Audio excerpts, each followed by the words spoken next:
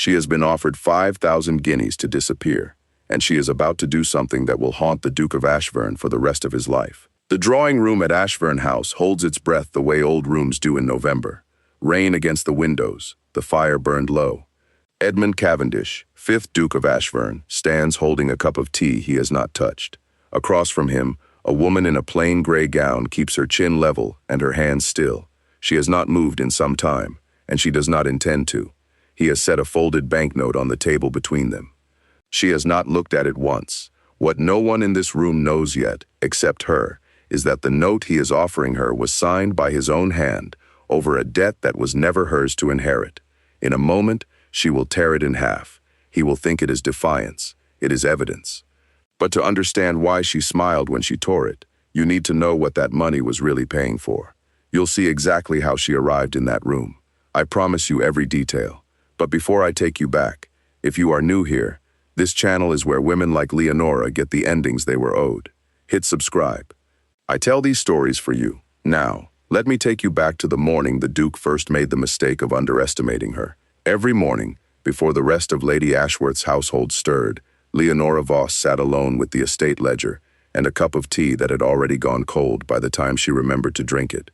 She talked to her father while she worked, not prayers, updates. "He overpaid the chandler again, Papa," she'd murmur, pen moving without pause. "I've corrected it." She was 26, the daughter of a country solicitor who had died believing his daughter's mind was wasted on needlework and deserved better, and had educated her accordingly. That education had bought her a position as private secretary and record keeper to a wealthy Mayfair widow. Respectable, just barely, and precarious, absolutely. One whisper that she was difficult and London would close to her entirely. What she wanted, more than anything, was to owe nothing to anyone and have nothing owed to her in return. She called this security. It was really freedom, and she had learned the difference the hard way, the way you learn anything that matters, by losing something first. What frightened her, underneath everything else, was not poverty exactly. It was dependence.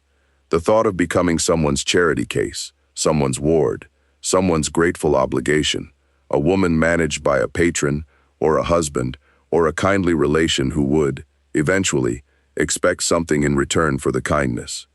She had watched it happen to other women. She had decided, quietly and a long time ago, that it would not happen to her. The one thing she trusted in this world was her own judgment, and she had built her entire life around never having to hand that over to anyone. 7 months before that rainy afternoon at Ashverne House, her late father's name had turned up on a loan document she'd never seen him sign in person, a £400 debt, co-signed on behalf of his old employer, a merchant called Aldridge, who had since defaulted and vanished into whatever quiet ruin merchants vanish into. The debt had not died with him. It had simply walked, patiently, toward her. 90 days, the solicitor's letter had said. 90 days, or the leasehold on a small Wiltshire cottage, her father's only gift to her, the deed folded permanently inside her left glove, as though her body itself were standing guard over it, would be forfeit. She saw numbers the way other people saw faces. She noticed things. She remembered everything, and she never once let anyone see that she had. With 63 days left before the debt came due, Leonora was asked to present Lady Ashworth's accounts to the one man in London she had been carefully avoiding for 7 months, the Duke of Ashverne. He did not yet know her name. That was, in its way, the most accurate description of their entire acquaintance to that point. Edmund Cavendish was 34, one of perhaps a dozen men in England, wealthy enough that his preferences arrived in rooms before he did. 3 estates, a seat in Parliament, the financial future of nearly 400 tenants resting, in practice if not in law, on decisions he made before breakfast. When he spoke, rooms listened, not from affection, from experience. The consequences of not listening had proven, on more than one occasion, instructive. He was not a cruel man. He was something quieter and, in its results, often worse, indifferent. He had spent 15 years turning every human problem into a solvable equation, ever since his own father, reckless, charming, ruinous, had died of a fever and left him, at 19, an estate in genuine danger of collapse. He remembered exactly what that had felt like. The solicitors in the hall, the tenants who stopped meeting his eyes, the slow, humiliating arithmetic of discovering precisely how much his father had borrowed against a name that was now his. Among the long, grim ledger of debts Edmund had spent that decade and a half quietly repairing was a name that meant nothing to him now and everything to someone else. The Aldridge settlement of 1802, paid out, filed, and forgotten, before Edmund had even finished growing into his title. Sentiment, he had decided somewhere in those 15 years, was what made equations unsolvable. He intended to keep his solvable. His secretary found him at the window of his London study, the morning a request arrived from Lady Ashworth's household for an urgent appointment regarding the joint accounts. Edmund did not turn around. "What sort of woman," he asked the glass, "requests an urgent appointment regarding joint accounts?" His secretary hesitated. Edmund turned, not toward the door, toward his desk. "Tell her she may come Tuesday." He sat down, drew a fresh sheet of paper toward himself, and did not think of her again for 4 days. There was, in fairness to him, a great deal else to think about that week. A tenant dispute in Kent, a parliamentary committee, a letter from Lord Hatch's solicitor that required a careful answer. A woman with a question about joint accounts simply did not rise high enough on the list to earn a second thought. That was the first mistake he made. It would not be his last. London, in November of 1817, ran on a kind of bureaucratic vanity. Wealth displayed everywhere, debt hidden everywhere else, and a woman's reputation, the one currency she could never afford to spend carelessly. A man in Edmund's position could survive scandal, weather it, even profit from the attention if he played it correctly. A woman in Leonora's position could not survive being called difficult even once. She had no title, no legal standing to dispute a debt, no family to call on, no brother or uncle who might write a stern letter on her behalf. Her only tool, in any room that mattered, was the appearance of perfect compliance. She had become extremely good at appearing. Edmund, meanwhile, had begun quietly negotiating a marriage, politically advantageous, financially necessary, to Lady Cecilia Hatch, daughter of a well-connected earl, an arrangement that was, by every account that mattered to him, pending settlement of certain estate arrangements he preferred not to discuss with anyone, including, most of the time, himself. The negotiations were proceeding well, by his own private estimation, which was the estimation of a man who had not yet been asked a single question he couldn't answer. He had skin in this game already. He simply hadn't noticed yet. What made their collision inevitable was buried 3 weeks deep in Lady Ashworth's joint accounts with the Ashverne estate. A single line item Leonora had found and quietly underlined in her own private notation. A payment of £400, routed through Aldridge's defunct merchant house, bearing the Duke of Ashverne's own countersignature. The Ashverne house study smelled of leather and cold tea on Tuesday morning, and Leonora was introduced to its owner as Lady Ashworth's record keeper, a phrase that managed to convey everything about her position and nothing about her name. Edmund did not shake her hand. He gestured to the chair across from his desk, the way a man gestures toward a chair he hasn't really looked at. There was nothing unkind in it, which was somehow worse than if there had been. The candles had been lit early against the gray morning light, and the wax had already begun to run down their silver holders in small pale tracks that no one in the room had noticed, least of all the man whose household it was.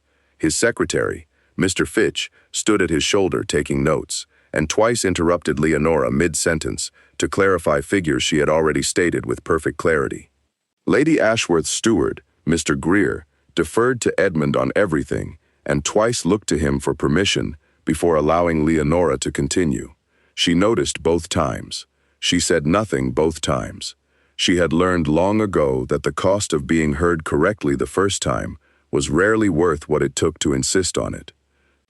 For 3/4 of an hour she presented account figures from memory, without a single glance down at her notes, her voice level through every column and every correction. Edmund found this. He would not have said unsettling. He would have said efficient. He had met perhaps 3 people in his adult life who could hold that many numbers in their head at once, and all 3 had been men he employed at considerable salary. What she noticed about him cost her considerably more. His countersignature on the Aldridge payment was not forged. She knew his hand now from a dozen documents. The ink pressure, the particular angle he held his pen, and the signature on that line was his, fully and deliberately his. He had signed it. Either he knew exactly what it had been for, or he didn't. and she could not yet decide which possibility frightened her more. It cost her the simple, comforting story she had been telling herself for 3 weeks, that this could all be resolved without ever speaking to him directly. Every observation she made in that room she had to shape as a question. "I wonder if your grace might clarify." He answered her with the mild, unhurried patience of a man who had never once had to wonder whether he was permitted to speak. She was gathering her papers to leave when he stopped her, not with a word, but by lifting one of the documents from his desk and reading it again, slowly. After a long pause, without looking up, he said, "You found the discrepancy in the Aldridge transfer." It was not a question. Leonora stopped, turned. "Yes, Your Grace." He looked up then. For the first time, he actually saw her. "When?" "3 weeks ago." He was quiet. Then, "You said nothing." She met his eyes without flinching. "I was waiting to understand it." She left Ashverne House that morning carrying the account documents, and one new, uncomfortable certainty. The Duke was not ignorant of the Aldridge payment. He was afraid of it. 4 days later, a letter arrived, not from Edmund, but from his solicitor, a Mr. Parrish, written in the careful, bloodless language solicitors reserve for the worst news. The Aldridge debt had been purchased by the Ashverne estate. Leonora's 90-day window had become 30, and her new creditor, the Duke himself, could call the note at his own discretion whenever that discretion struck him. She read the letter twice standing in the front hall with her coat still on, and then a third time sitting down, because some sentences require sitting. He now held the paper that held her cottage. He had said nothing about what he wanted in exchange. He didn't need to. The message was, in its entirety, the message. It revealed something about him she filed away carefully. He was either more strategic than she had credited him, or more frightened. He had moved within 4 days of their single meeting, faster than any solicitor's office in London moved for anything that wasn't already a crisis. He hadn't negotiated. He had simply acquired the leverage and waited to see what she'd do with the silence. The way a man waits to see whether a fire he has banked will catch or simply smolder out on its own. She had 2 choices now, and she turned them over for a long time at her cold tea and her ledger, the candle burning down beside her untouched supper. She could go to him and accept whatever terms he eventually named. Quiet, grateful, compliant, the posture she had perfected over 7 months of careful survival. Or she could find out, before that meeting ever happened, exactly what the Aldridge payment had been for, and why a duke would sign his name to it. Because if she walked into that room with nothing, she would walk out with nothing. She had 29 days to find proof of what the Duke had signed, and only one person in London who might actually know where to look. That person, as it turned out, was sitting in the next room the entire time. Lady Ashworth had co-managed the Ashverne estate accounts during the chaotic transition after the old Duke's death, and the proof Leonora needed had been resting, unguarded, in a locked correspondence drawer she was technically permitted to access for account purposes only. She had opened that drawer 100 times before for entirely ordinary reasons. She had never once thought to look past the household receipts to the older correspondence behind them. This time she did. She was never meant to read the letter she found there. She read it twice. The Aldridge payment had never been a merchant loan. It was a settlement, Edmund's settlement, made on his father's behalf, of a debt the old Duke had owed Aldridge for years before his death. Aldridge, wary of dealing directly with a grieving, inexperienced young heir who had only just buried his father, had demanded a neutral signatory to formalize the arrangement, someone with no stake in either family's fortunes, and had handed that obligation to the one employee he trusted to sign without asking too many questions, Leonora's father. Mr. Voss had believed, to the end of his life, that he was witnessing a routine commercial transaction, a small favor for an employer he respected. He never knew he was co-signing the settlement of a duke's inherited debt, or that if Aldridge ever defaulted downstream, the exposure would land, eventually, on whoever carried the Voss name. He had died, in fact, never knowing any of it. It had been left to his daughter to discover what his signature had actually cost. Edmund had not created Leonora's debt. His father had. But Edmund had known, since the day he took the title, that this liability existed, sitting quietly with some innocent party's name attached to it, filed away in the same drawer as 100 other inherited problems he had spent 15 years cleaning up one by one. He had let it sit for 15 years, the way you let a sleeping debt sit, when there are louder ones demanding your attention. And the moment Leonora walked into his study and revealed she'd found it, He had moved, not to help her, but to buy her silence and call it mercy. She did not hate him less for understanding him better, but she understood him with much greater precision now. He was not malicious. He was a man who had spent 15 years managing problems, and she had just become one of them, a line item, however briefly, in his own private ledger of things to be solved and closed. She had come looking for evidence that the Duke was corrupt. What she found instead was something she hadn't prepared for at all. He wasn't corrupt. He was afraid of becoming his father. And she was the one loose thread that could unravel everything he had spent his whole adult life building. Wait, before you decide what you think of him, stay with me through what happens next, because this is where it gets harder, not easier. Edmund summoned her to Ashverne House within the week. He was controlled, civil, precise. Every inch the man who had handled every difficult problem of his life this exact way and found it reliably effective. He placed a banknote on the table between them, in the same drawing room, on the same small table, though neither of them remarked on that yet. 5,000 guineas, not a bribe, he explained, in the tone of a man explaining a tax structure, a settlement.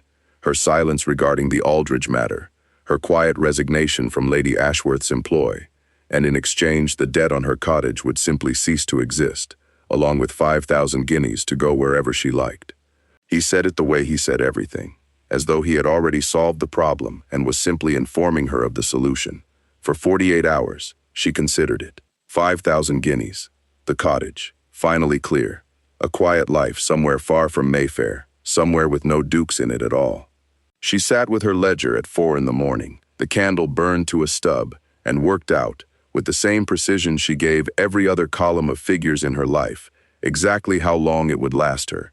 12 years, if she were careful, 14, if she were ruthless. She wrote both numbers down, side by side, and looked at them for a long time.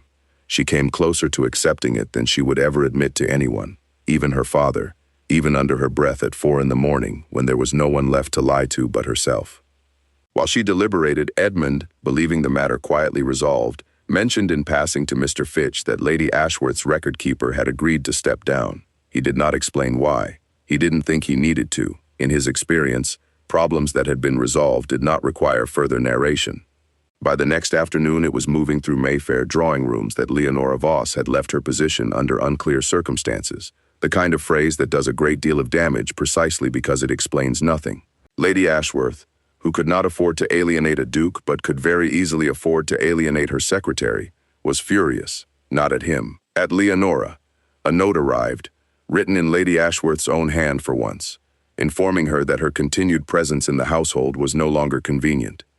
She was turned out with 1 week's notice and no letter of character, the single document, more than any other, that determined whether a woman in her position could ever work in a respectable house again. Without it, she was, in practical terms, unemployable anywhere in London that mattered. She had 3 days left on Lady Ashworth's charity.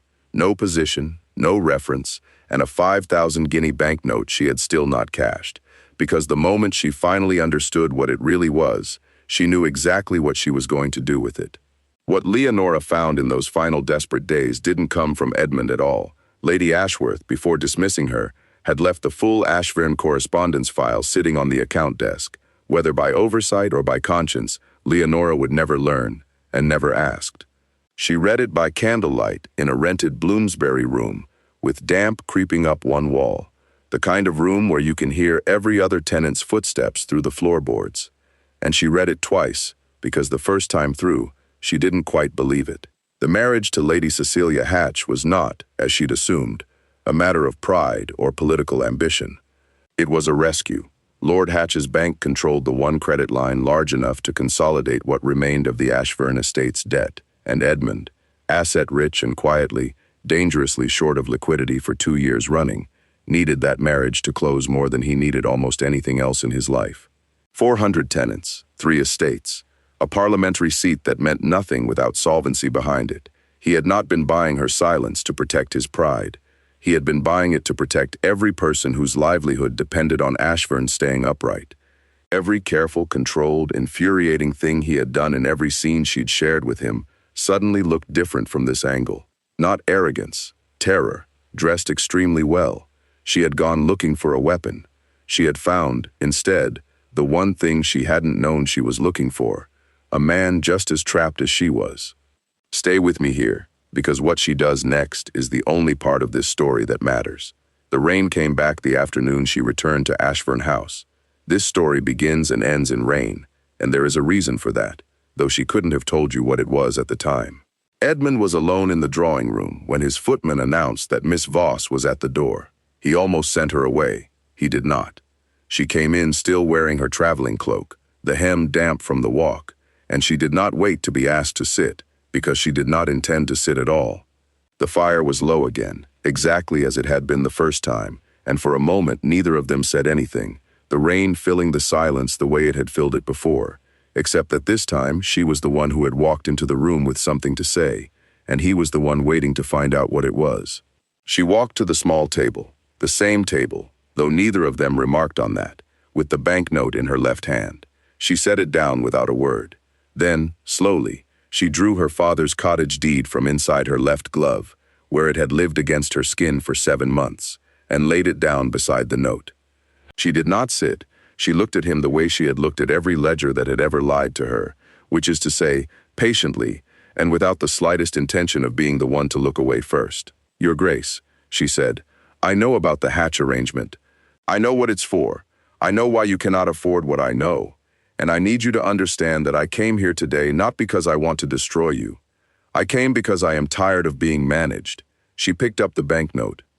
She tore it cleanly in half, the sound of it sharper in that quiet room than either of them expected, and let one piece fall into his cold, untouched cup of tea, where it sat on the surface for a moment, before the paper began, slowly, to darken. "That is not me refusing your money. That is me telling you exactly what your money was worth, which is exactly what my silence is worth. Nothing.